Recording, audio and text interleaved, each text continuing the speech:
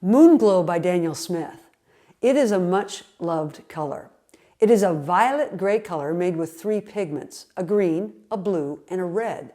As it dries, it granulates and specks of green and blue separate and settle into the paper. No doubt it is a beautiful color. But Moonglow has one problem. One of the pigments used in the Daniel Smith recipe is not considered Lightfast. In this video, I show you how to mix your own Moonglow using 3 colors you probably already have on your watercolor palette. Let's get started.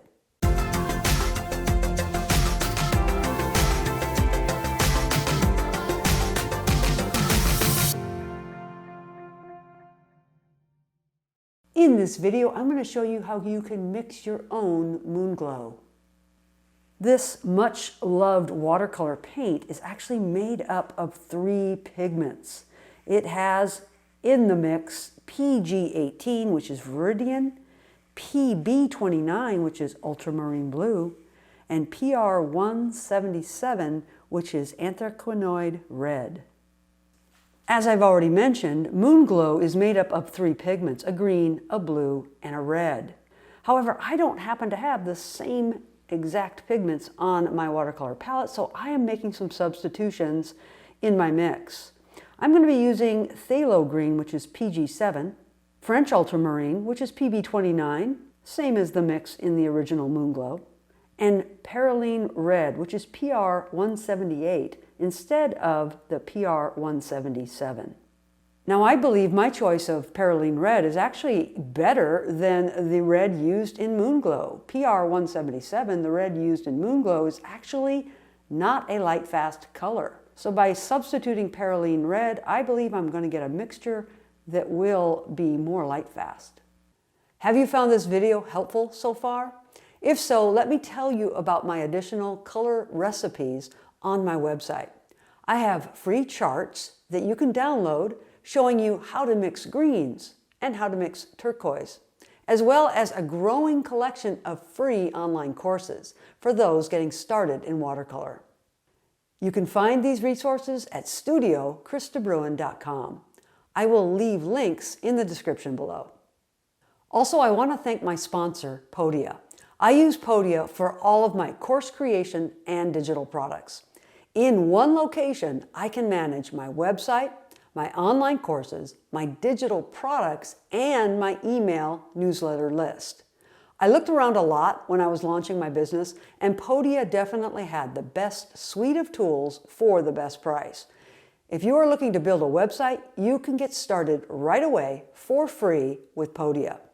I will leave a link for this offer in the video description below.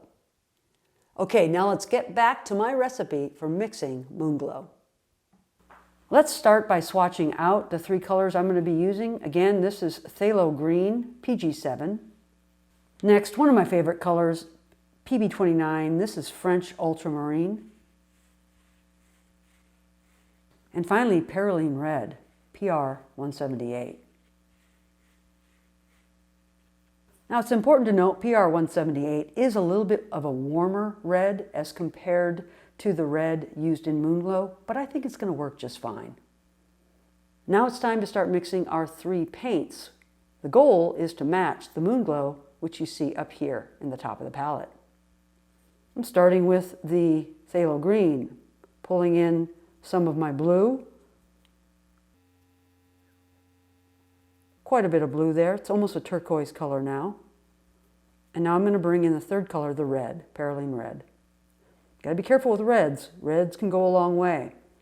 But one thing I noticed about this Moonglow mixture is that it's got quite a bit of red in it when you view it up here. Now, if I look at that compared to that, I think I need more red. So I'm going to bring some more red in. Still doesn't look red enough. It looks more green to me. So I'm going to keep pushing the red.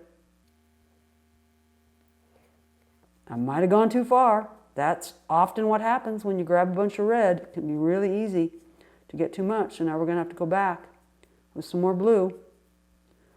This process of mixing is kind of a push and pull experience. You push it one way and then you go too far and you got to pull it back the other. I think that's looking pretty darn close. Let's go ahead and swatch this out on our paper here.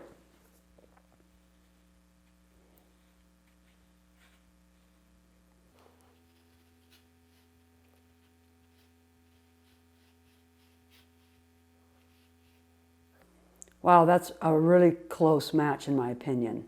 Maybe could go a little more towards the blue, but the beautiful thing is that I'm noticing happening already is we are getting granulation and we're starting to see the greens, the reds, the blues kind of separate out, which is really a characteristic of Daniel Smith Moonglow. We see a lot of granulation and we can see the different colors, the green, the red, the blue, kind of separating in the swatch up here. Same thing is happening down here.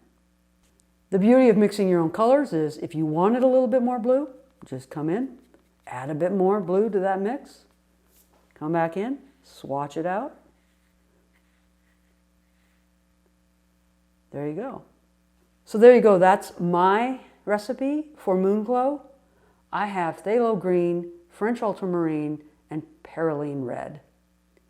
If you have your own recipe for Moonglow, please leave it in the comments below. Thanks for watching. I'll see you in the next video.